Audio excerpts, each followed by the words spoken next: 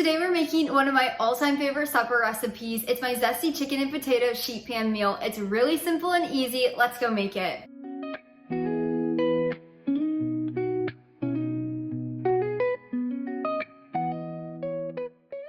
This recipe is inspired by an old cookbook I picked up when I was in elementary school at a garage sale for 25 cents or 50 cents with my mom.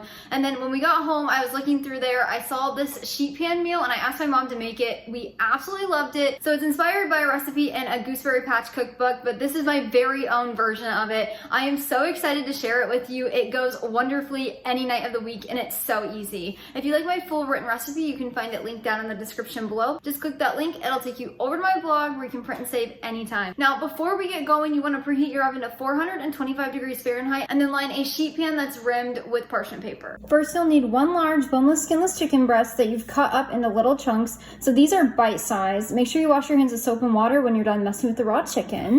We're just going to set that aside. And then we'll need 3 medium size russet potatoes or 4 large. So I've already rinsed and dried these. Now we're going to peel them and cut them into little bite-sized cubes.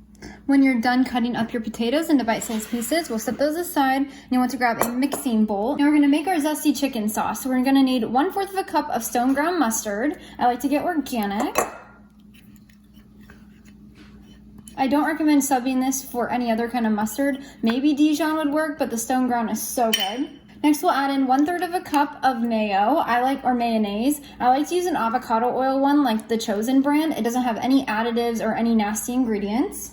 Next, we'll add in 2 teaspoons of sea salt, 3/4 of a teaspoon of ground black pepper, and 1/2 teaspoon of garlic powder, salt-free. Next, you'll need 2 whole garlic cloves, and we're gonna mince these into here. I like to use a microplane, but you could just use a garlic press. Now we're just gonna stir this together to mix it until it's completely combined. This stuff smells so good. It will smell and taste strong if you taste it right now, but I promise when it's on the potatoes and the chicken, it's perfectly seasoned. Now we'll just add in our potatoes. And finally, all that chicken we cut up. Now we're just gonna mix this until everything is completely coated.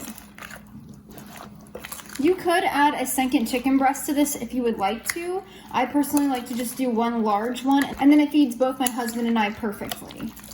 Once everything's mixed up, we're then gonna grab our sheet pan and dump it all on there.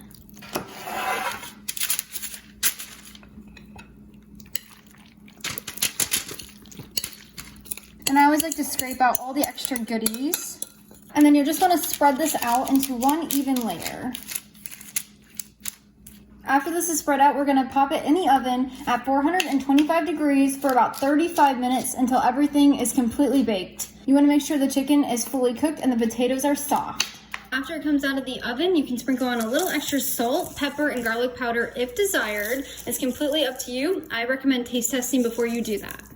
And that is how you make my zesty chicken and potato sheet pan meal. It is so delicious. I love how you can just chop everything up, or you can have things prepped and chopped up, toss it in that sauce. It's really easy to make and pop it in the oven. It's so easy. You can go do other things while it's baking, which I love. This is a complete meal for us, but if you'd like to add something to it, you could do a salad, you could do a fruit salad, you could even do something like a sourdough garlic bread, just something really easy and light on the side. We like to have it by itself because it's so good and so filling, but you could really add anything to this. If you like another sheet pan recipe, definitely check out my sheet pan tacos here or here. It's so delicious. That's another one we really love in our house. If you enjoyed this recipe, make sure you hit that subscribe button and the bell to be notified for the next one. Until next time, go serve God by loving your family one recipe at a time.